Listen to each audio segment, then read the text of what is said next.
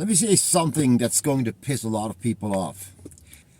The majority of lifters bench press and still don't actually train their chest. No real tension, no control, just moving weight from point A to point B.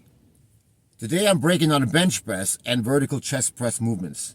Tonight I'll show you the 3 best exercises for high intensity training. These aren't ranked by ego or tradition, they are ranked by tension and results. Stick with this to the end and know exactly which chest press actually deserves your effort. Alright, the decline press, totally underrated movement. I think it is by far the best compound movement you can do for your chest. You're in a situation or a position where you can really engage a lot of pectoral muscle without putting a lot of stress on your deltoids. I noticed that because I was doing incline pressing and my shoulders always kind of like gets hurt by doing that, or I feel the tension too much under my shoulders. So this is really putting you into the right position to where you can engage most of your pectoral muscle in a very powerful manner. For that reason, this is my number 1 exercise for chest compound movements, okay? Nice and slow, controlled as you can tell. It's a great machine called the Leverage Line by Nautilus. If you don't have that, the hammer strength one will just be just perfect. Now, we're going to be demonstrating what not to do now in the next clip, but that's obvious. I mean, you guys know it by now. I do everything very slow, controlled. Well, here's the way that you shouldn't be training, of course, but I figured I'll put a clip on here for you guys to see what not to do. It's pretty obvious. I mean, it's to me and to high intensity guys, but if you're new to this, and you see it all over the gym. People do it all the time. They train explosively and they throw the weight around. And well, this is what it sort of looks like, and it shouldn't be that way. But a lot of people still believe in that heavy, explosive training is actually going to get you stronger and bigger.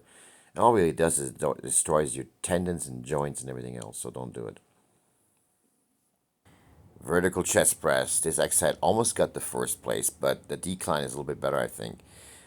Now, with a machine, let me explain this. With a machine, you get full range of movement. You don't have that with a bench press because the weight will get stuck on your chest, so you don't go far enough back in order to engage your chest muscle. That's why a machine is so superior. Specifically, the Nautilus Inspiration line right here, of course, is brilliant, absolutely incredible. Here's another thing that is very important to understand is when it comes to high-intensity training.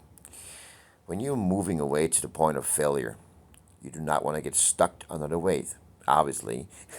Any kind of free weight movement, especially the bench press or Smith machine, you're going to be stuck underneath that, okay? So a machine has better range of movement, better contraction, better range of motion, full range of motion, and even distribution of weight.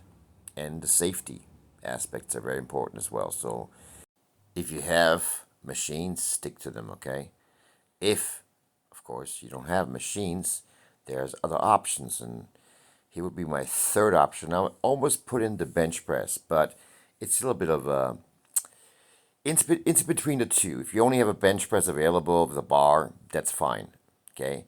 So this will be a 3rd choice coming up next, but before I go on and show you guys our last movement, I'm going to express my enthusiasm and show you what absolutely not to do. And yes, a lot of people still mess this one up as well. Way too fast, all over the place, and check out the expression.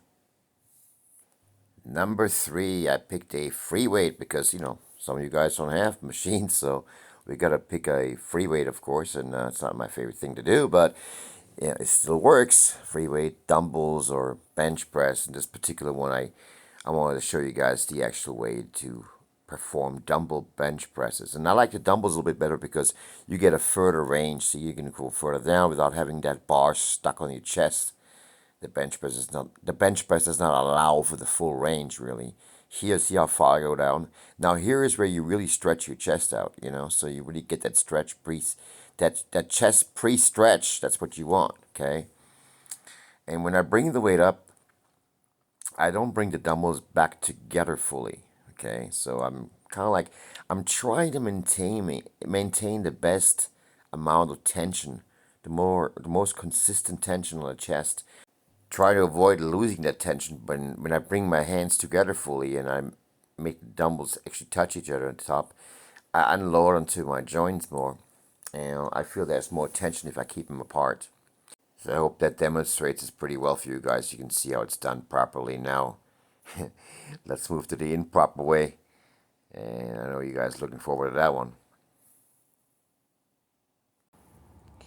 Alright, here we go, guys. Yeah, buddy. I got respect for Ronnie Coleman, but, no. Do not train explosively. Even Arthur Jones said it back then, years ago. Explosive training is simply stupid.